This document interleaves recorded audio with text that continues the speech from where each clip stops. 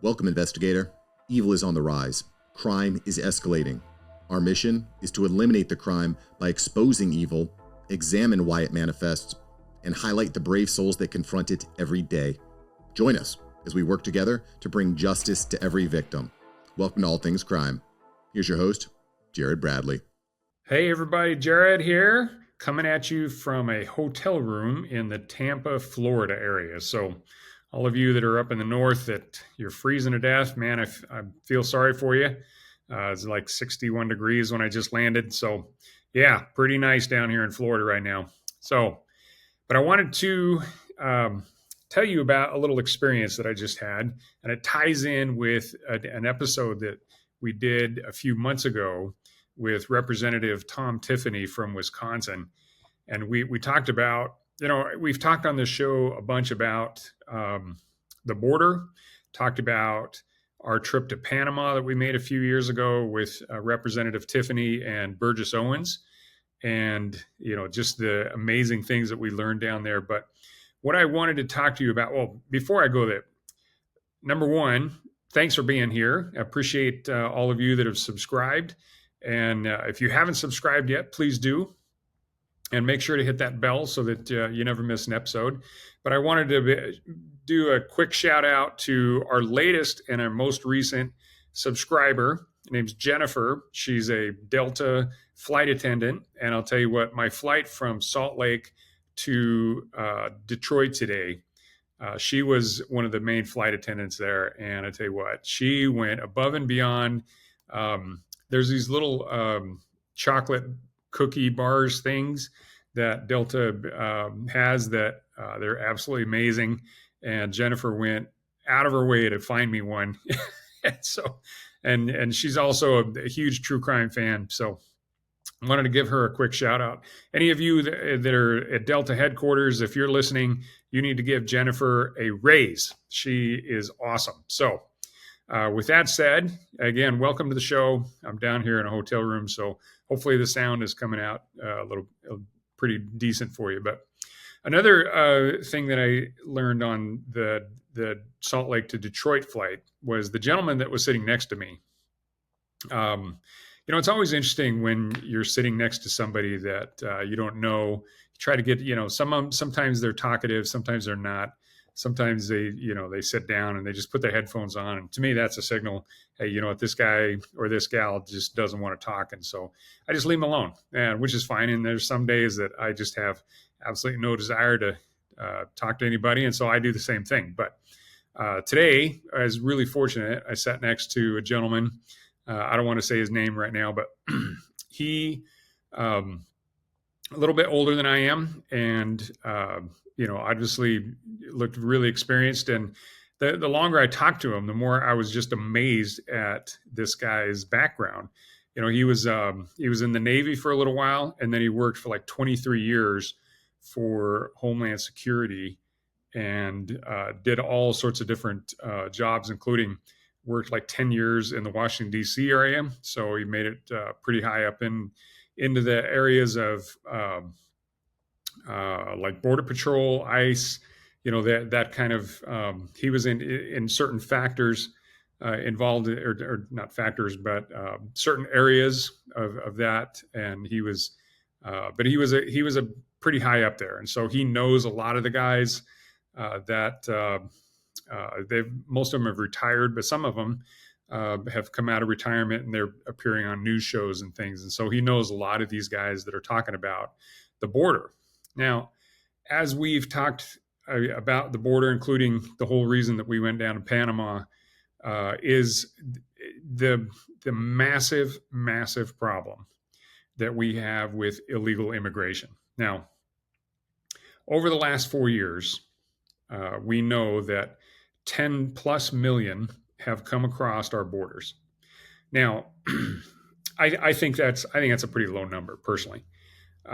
Why is that even more significant today? Because today, being January 6th, the presidential election was certified today. So I thought it was kind of fun to see who had to certify the election. But but it was important that everything went smoothly today. Everybody was highly professional about it, which was awesome. There weren't any problems with the electors or from each state. Went pretty fast, and then it was certified. So within 2 weeks, so it's 2 weeks from today, the new president and the new vice president will be sworn in on January 20th. Now, why is that so significant in regards to what I wanted to talk about today? The reason is because clearly the border policies and the immigration policies are going to be much, much different when the new president gets in 2 weeks. So 14 days from now, everything is going to change. Now, if you remember, and if you haven't seen some of these episodes, you need to go back and review those and actually go see those, because and there's lots of videos. So I encourage you to do it on YouTube, because we have a lot of video that we actually show of our trip to Panama.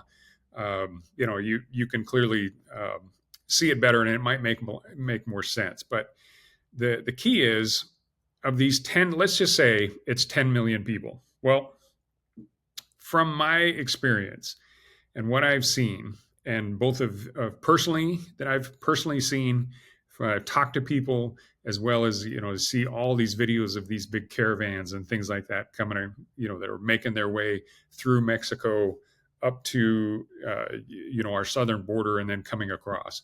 Most of them are military-aged men. Now, if you remember on one of my past videos, I talked about going to the village of Baja Chiquito. Now, Baja Chiquito is the first semblance of any kind of civilization coming out of the Darien Gap. Now, it's just a teeny little village, 450 people, and it was just absolutely overrun. Now, when we were down there, that was in like 2021, so like May of 2021. And even then, they were being completely overrun. So imagine a village of 450 people that basically has no running water, no electricity. The only electricity they had was based on a generator, which they had to bring in gas from upriver for like 3 hours just to get there.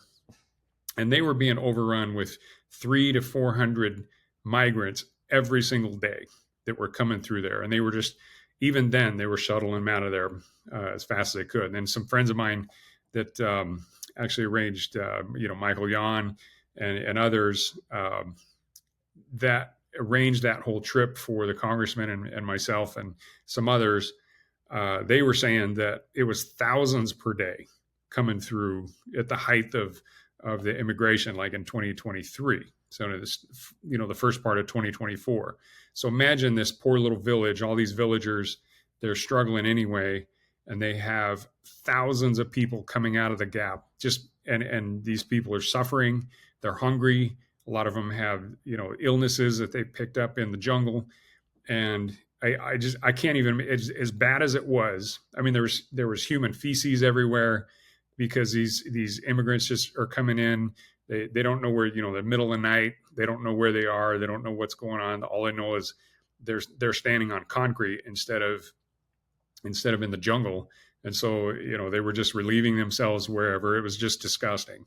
Well, in that kind of an environment, there was a group that later on in the day, when we were actually visiting the village, and we had introduced ourselves to the mayor and the kind of the province governor of the area, there was a group of immigrants there who were literally complaining to the mayor of this little village about their living conditions and the food that was supposedly provided there.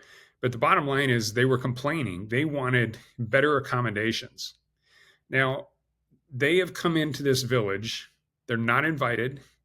They came illegally, and yet they have this entitlement mentality that whoever was in that village was there to support them and provide, shelter and food for them. Well, the reason I bring that up is because that same entitlement mentality And we've talked to a bunch of the immigrants there as to why they were coming. And they were basically like, because essentially they had the mentality that all they had to do was make it to the United States, and then they were set for life. The country, Joe Biden and the rest of the United States was going to take care of them. It was kind of the land of milk and honey, and all they had to do was endure this horrible journey to make it to the United States. That's the bill of goods that they had been sold. So that's the story that they are going on, and that's what gave them this entitlement mentality. Is whoever was selling it to them, whether the cartels or some of the NGOs that were working down there, it doesn't matter. But they had that mentality when they were just in that little village. So now imagine, take that mentality and apply it to the people, 10 million people that have come across our border in the last 4 years. And most of them are young, 20-something-year-old men. I don't know what percentages of it is, but I'll bet you it's 70%, maybe as high as 80. I'll bet you most of the 10 million that have come across have let's just say it's 70%. I'd be amazed if it was lower than that, but let's say 70%. That means 7 million fighting age men have come across and are now living in the United States. Okay. They all have the same mentality, the same entitlement thoughts in their head that they are owed this living. That the United States has agreed or whatever to take care of them, to provide them shelter, provide them food, provide them a life. And that's because they made it. They made it to the United States. 7 million men. Okay. And then that's just in the last 4 years. There was what? I mean, the number was always 11 or 13 million or something like that. I guarantee it's 20, 25 million. So there are tens of millions of people here that have been here for at least a few years. They have this entitlement mentality that they deserve to be here, even though they came across our border illegally. And now we have a new president coming in, and his thought and what he campaigned on, what he was elected on, was he was going to he was going to secure the border and mass deportations. Okay. So with that setting, back to my flight from Salt Lake to Detroit today. So I'm sitting next to this gentleman who has lots of experience, not only with Homeland Security, but also with the border, things like that. And also he knows a lot of the people that are still there. And a lot of these people are really in charge. Number one, he said the morale and the especially the front line, the border agents that are actually working the border, they are so excited about this new administration coming in. They're actually going to be the handcuffs are going to come off. They're going to actually be able to do their job instead of changing diapers and making sandwiches. And they said literally that's what they're doing. Well, once these guys are able to actually start doing their job and securing the border, and all of that starts happening, number one, a lot of the people that are close to actually coming across the border, if they don't make it in like the next couple of weeks, and then all of a sudden, hopefully it's pretty abrupt that the gate comes crashing down and all of a sudden they don't have free access into the United States. And yet they've made this huge journey with the entitlement mentality that once they make it to the border, then, they're in. Well, they're going to be pissed. All of the people that are here that have been staying in these 4-star hotels in New York and other places, they've been getting these basically EBT cards, with $9,000 a month on them. It's just been a spending frenzy. They're going to be pissed because that's going to stop. And all of a sudden they're going to start being asked, where are you from? Where's your identification? And if you're here illegally, they're going to start shipping them out. Well, they're going to be pissed. Now, again, 7 million fighting age men in the country today. So, again, in talking to this gentleman that was sitting next to me, we need to brace ourselves, folks. We need to be prepared for it to get worse, much worse, possibly, before it gets better. And I'm not an alarmist. I'm not here to say there's going to be riots or anything like that. But I'm saying, put yourself in their shoes. Okay, if you've been told this lie, so let's say you're from Honduras or somewhere way down south, Peru. It doesn't matter. You were told by somebody that if you went to the United States, your life would be infinitely better.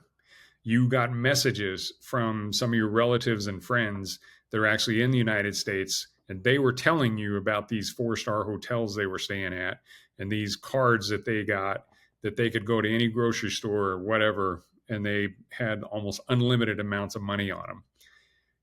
Imagine put yourself in their shoes. All of a sudden, you have some law enforcement figure showing up, and you're saying, nope, we're sending you home. After you've done all that just crazy, dangerous journey from wherever they started, again, through the Darien Gap, tons and tons of people were just washed away by rivers, bitten by snakes. A lot of the women were raped. It was just a horrific journey. And yet, once they got to the United States, now all of a sudden, nope, we're not going to let you stay. We're going to send you back home. So back to whatever poverty they were probably in when they were conned into coming to the United States. They are not going to take this well. And I'm telling you right now, we need to be prepared for some fairly ugly scenes as some of these people, if they're from a really, really poor country like Haiti and places like that, they are not going to go quietly.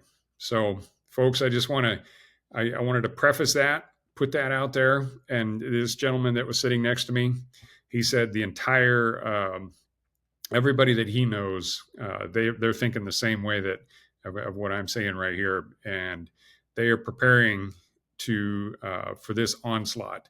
That things are going to get ugly, and for ICE, the people that are actually going in there and having to start arresting some of these, especially the criminals, even taking some of the people that are currently in jail and starting to put them on airplanes and buses to get them out of here.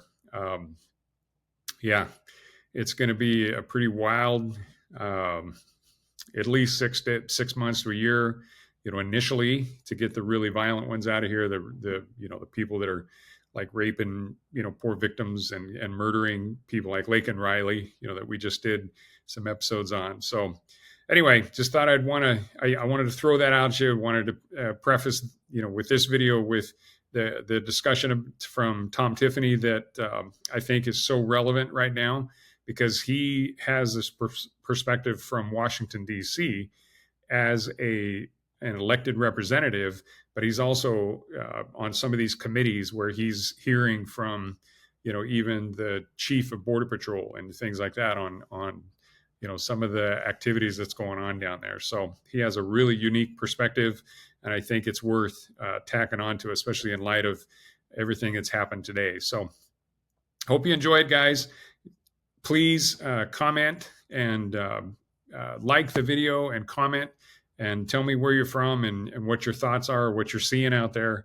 And please share this with your friends and family. And and most importantly, get ready. I have Representative Tom Tiffany with me this morning. And why would I have a congressman on a true crime show? I'm sure that question is reverberating through your brain. And the reason is because 4 years ago, 3.5 years ago I met Representative Tiffany, who's out of Wisconsin, by the way, an amazing, amazing man. And I met him down in Panama. So on the flight from Miami to Panama, we were hanging out together and then had a few days in Panama together. And why were we in Panama? Because two representatives, Representative Tiffany and Representative um, Burgess Owens, wanted to see. First of all, they wanted to see a week or so before. They wanted to see the southern border and how porous it was back then, and what was happening since the Biden administration took over. And then they really had the idea of going down to the Darien Gap and seeing all the chaos that was happening down there. So with that, that's where we met. And I went down there with Burgess Owens and again, had a great time with you, Representative Tiffany. And welcome to the show. Appreciate you being here. Yeah, good to join you, Jared. And yeah, good run up to what we did down at the Darien. And it was as a result of a trip to the southern border after it was completely unleashed by Joe Biden, first day, January 20th of 2021, when he declared open borders and the invasion of America. I heard from, I think it was down in the McAllen area, McAllen, Texas. I heard from Border Patrol, you got to look deeper than where you are at right now to see where a lot of the problems are. He said, you got to look all the way down into Central America. And that's what precipitated the trip to the Darien Gap. And it was a great pleasure to join you and others down there. It was enlightening. Yeah, for sure. And I think about what it was like back now. We were down there because honestly, I was appalled at the conditions of some of those people that were coming out of the Darien Gap.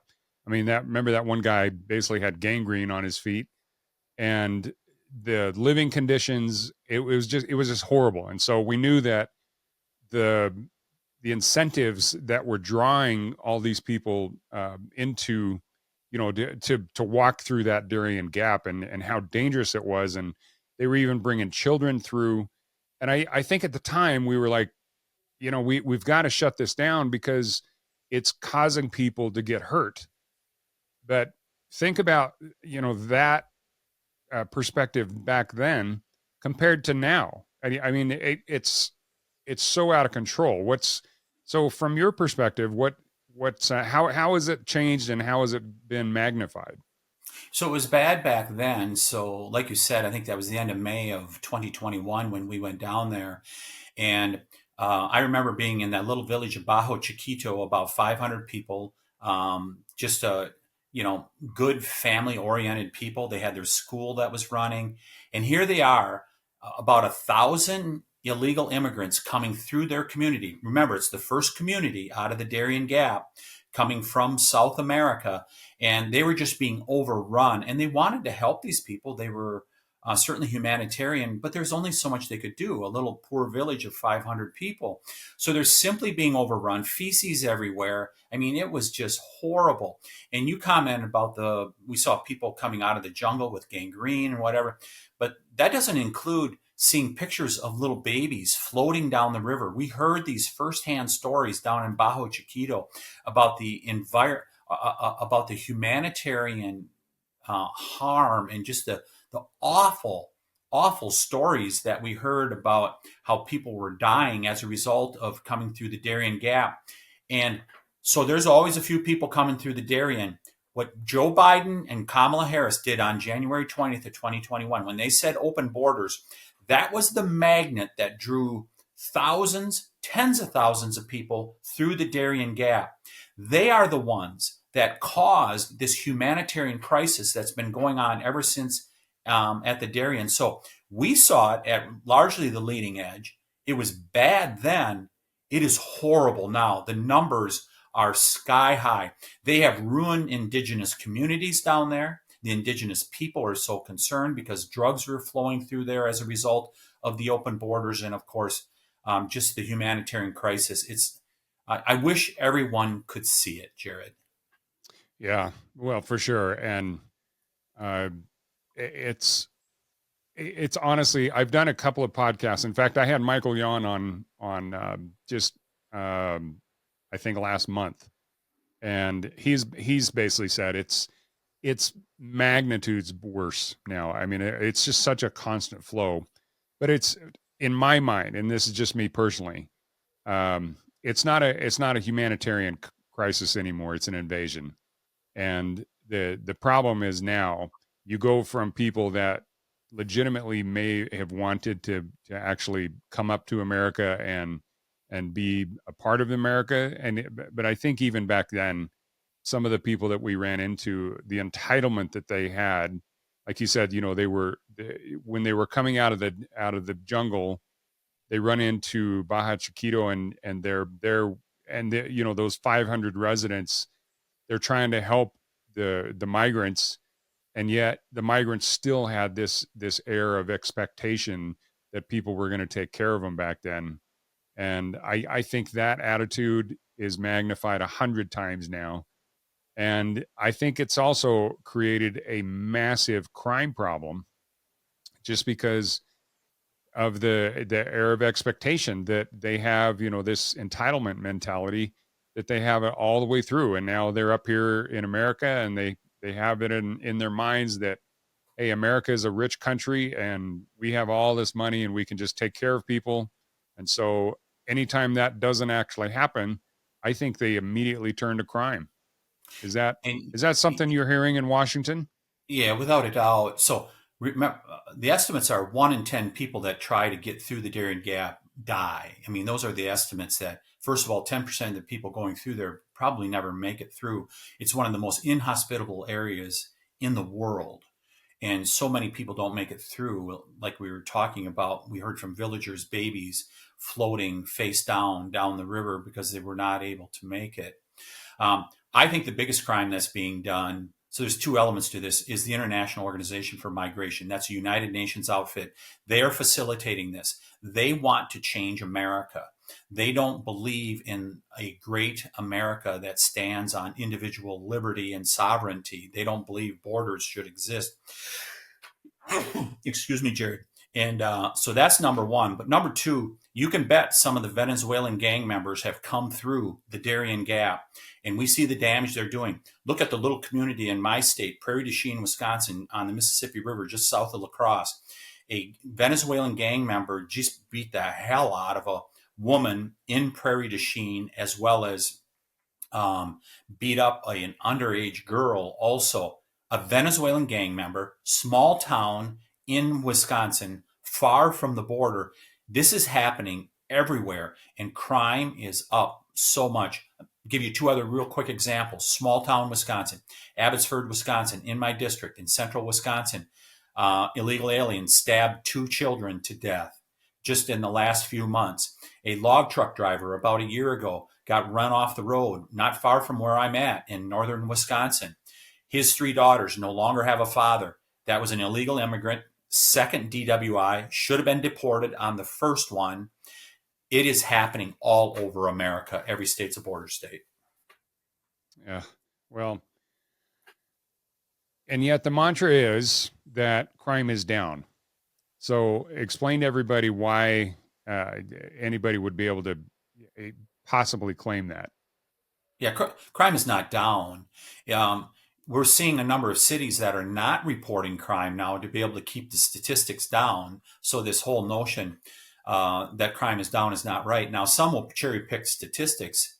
There's lies, damn lies, and there's statistics, right, Jared? Right. And if you take since 2021, you can make the claim that crime is down. But if you go back to 2019, when we had a different president, crime is up significantly. And that's been fact checked ever since the debate of 2 weeks ago, when Vice President Harris said, no, that's simply not the case, that crime is up. It is up. And a big part of it is the crime that's being committed by illegal aliens. I mean, it's going on everywhere. New York, Chicago, they're bad enough the way it was, becoming unlivable. You got a co-ed down at the University of Georgia, killed by a repeat offender, Venezuelan once again. I mean, it's just happening everywhere. People are not assimilating coming into this country, and they largely can't because there's just far too many. But there's no assimilation. We are becoming the countries where these people are coming from. Venezuela, Haiti, Somalia. That's what America is becoming at this point, rather than the other way around, where they assimilate to be Americans. Yes, absolutely. And I also find it staggering that, they say that the immigration numbers are down, and but yet it's because they're literally flying people into the country, and and then if they have an appointment based on that app that they created, I can't believe it's Mayorkas actually created an app to allow immigrants into the country quicker. Well, okay, so try to explain to us, based on your perspective as a congressman, the mentality that it takes for the folks that are enabling this to happen. They hate America. Alejandro Mayorkas does not like America as it is. This started all the way back in 2008, 2009, when President Obama said, we have to transform America. That ideology is following through from him to his followers. Those people populate the Biden administration. They do not believe in the shining city on the hill. They do not believe in American sovereignty. They believe America needs to be brought down a notch. Madeleine Albright said something like that back in the 1990s, and it was really quite controversial at the time. For the left, it is no longer controversial. They detest America, and they'll do anything to change it. And so Mayorkas will say anything. We've had him before the Judiciary Committee, which I sit on, and he will repeatedly lie to us. I mean, he contradicted a statement from a sheriff who is as good a sheriff as you'll find in the United States of America, Sheriff Daniels from Cochise County in Arizona. And he'll contradict statements from those people, statements of fact. He is there to help conduct that transformation.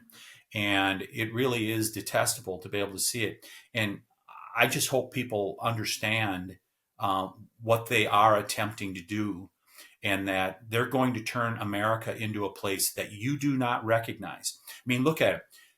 People are seeing significantly longer wait times for hospitals, especially where there's a lot of illegal immigration that's been going on. When I was in Yuma, Arizona, they were talking the wait times have went up. The deficit the hospital is running in Yuma, Arizona at this point, this was over a year ago, is like $15 million a year. And they said it was all because of uncompensated care with illegal immigrants. So people can't get appointments to be able to get their health care taken care of. Their schools in some cases are overrun. They have second English language learners. So the American kids, they get the short shrift in terms of getting an education because the teachers have to spend most of their time with the second language learners. It is all across society the harm that is being done to America.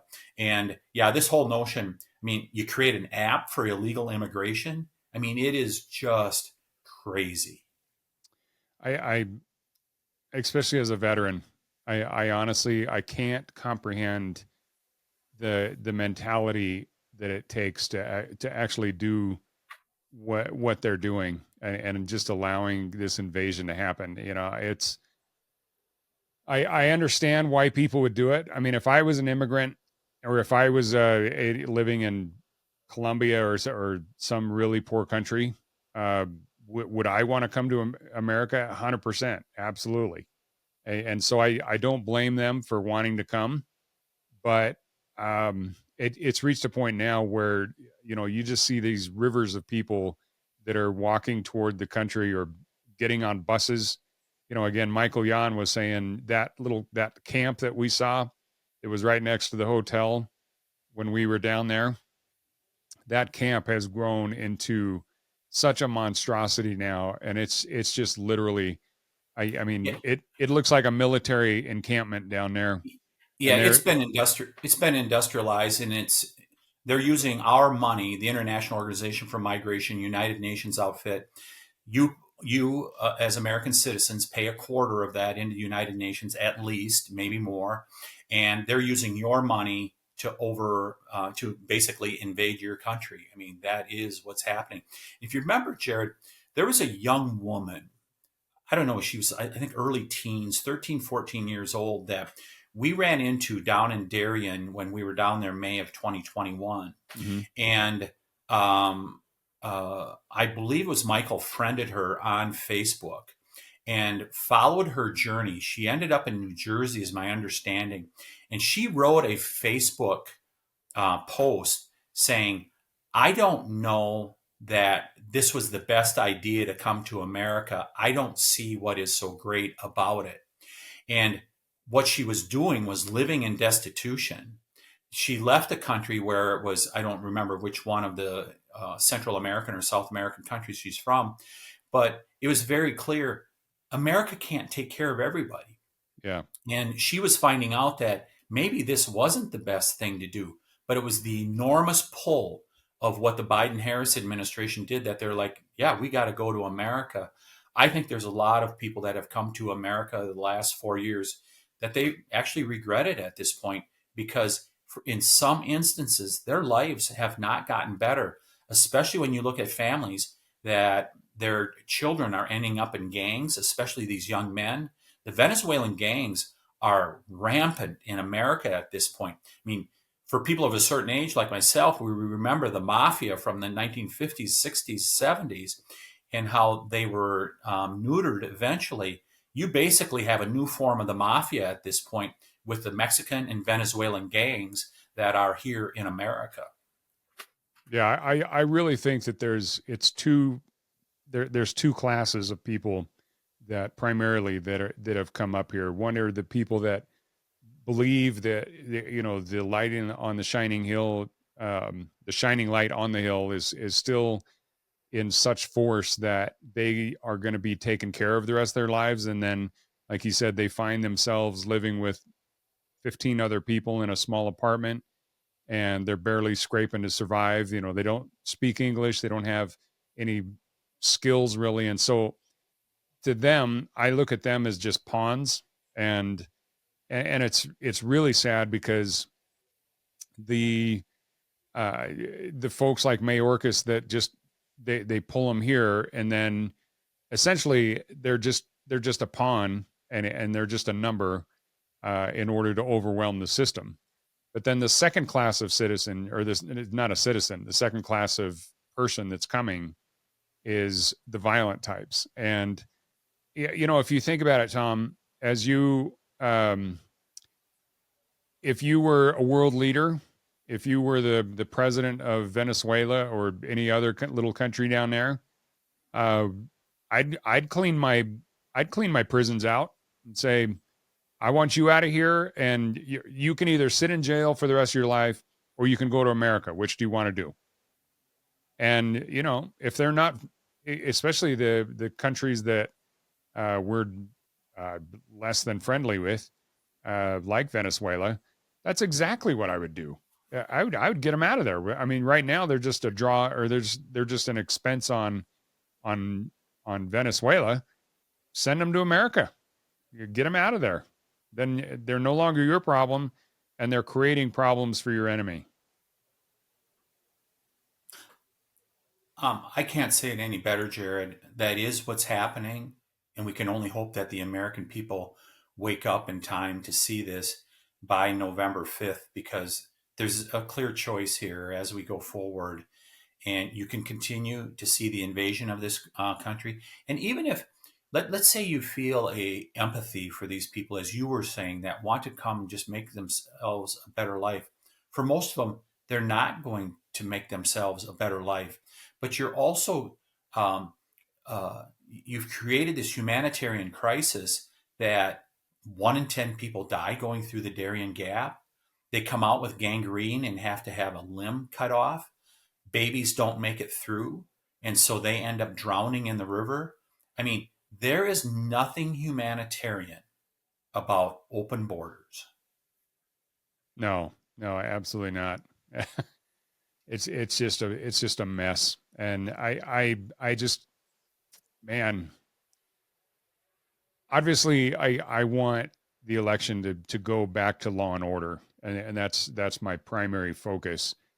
And the people that need to be elected at all levels that support the law enforcement, they support law and order.